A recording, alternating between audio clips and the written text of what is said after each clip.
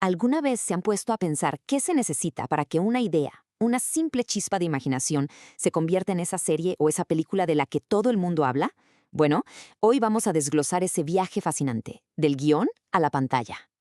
La respuesta, la verdad, es mucho más compleja de lo que parece.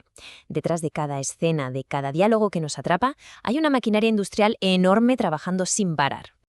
Y esa es la clave de todo. No es magia, para nada. Es una industria, una maquinaria súper bien engrasada. En los próximos minutos lo que vamos a hacer es desmontar esa máquina pieza por pieza para entender exactamente cómo funciona. Este va a ser nuestro recorrido. Primero, vamos a entender el rompecabezas de la industria.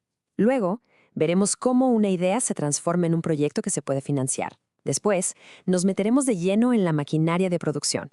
Seguiremos su camino hasta que llegue a nuestras pantallas. Y al final, vamos a descubrir cómo se mide el éxito. Empecemos pues por la primera pieza.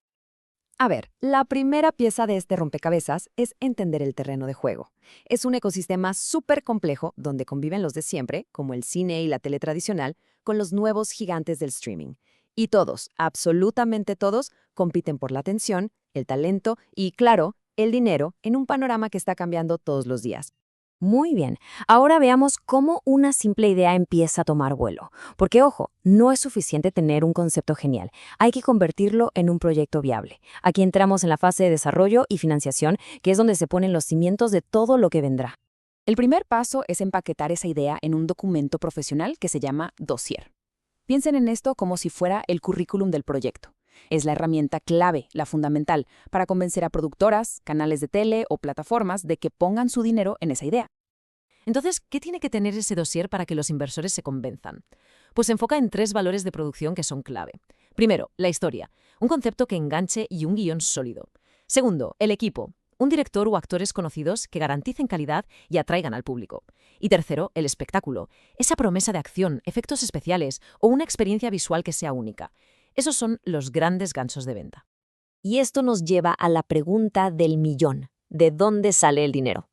La realidad es que casi nunca viene de un solo lugar. La financiación suele ser una mezcla de fuentes públicas y privadas. Puede incluir ayudas del gobierno, adelantos de los distribuidores, capital de inversionistas privados y, por supuesto, la inversión directa de las plataformas o los canales de televisión. Y para que nos demos una idea de la escala, producir una película en España cuesta en promedio unos 2,5 millones de euros. Con esta cifra en mente, se entiende perfectamente por qué es tan importante diversificar las fuentes de financiación. Es una inversión muy, muy grande. Una vez que se consigue el dinero, la maquinaria se pone en marcha. Aquí es donde esa idea por fin empieza a tomar forma física, pasando del papel a la pantalla. Este es el ciclo de vida completo del proyecto. Después del desarrollo inicial viene la preproducción, meses de planificación súper detallada, de contratar equipos, de buscar locaciones. Luego, la producción, el momento del rodaje, donde todo cobra vida.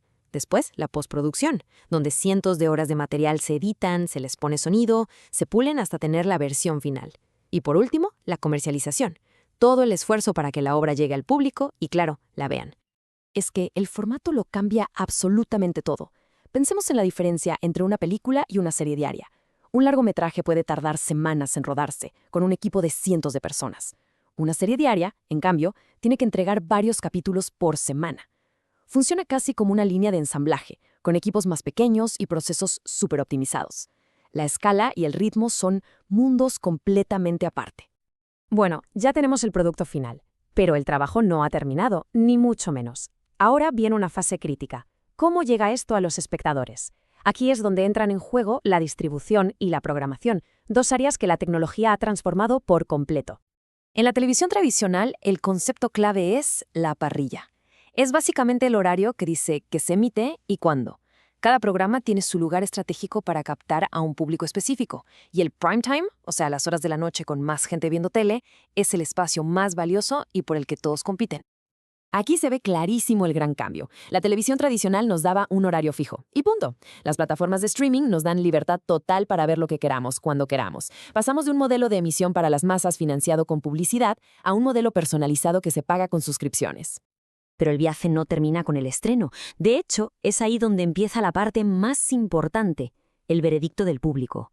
En esta industria, el éxito se mide con datos, y esa medición lo es, de verdad, absolutamente todo. Y aquí está la clave para entender por qué la audiencia es pero tan importante. No se trata solo de prestigio, esto es un negocio. Como dice la cita, hay dos públicos, los espectadores y los anunciantes. Las cifras de audiencia son la moneda de cambio para atraer la inversión de los anunciantes, que es el motor financiero de la televisión tradicional.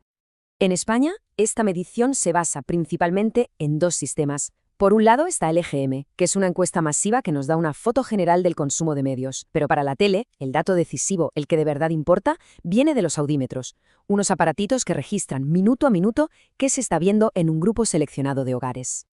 Y aquí llegamos al dato más sorprendente de todos. De verdad, el futuro de programas que cuestan millones y que ven millones de personas depende de las decisiones de consumo de solo 4.875 hogares.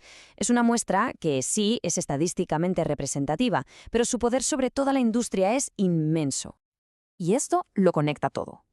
La próxima vez que una serie popular sea cancelada de repente, la razón probablemente está en los datos de visionado de esas pocas miles de casas.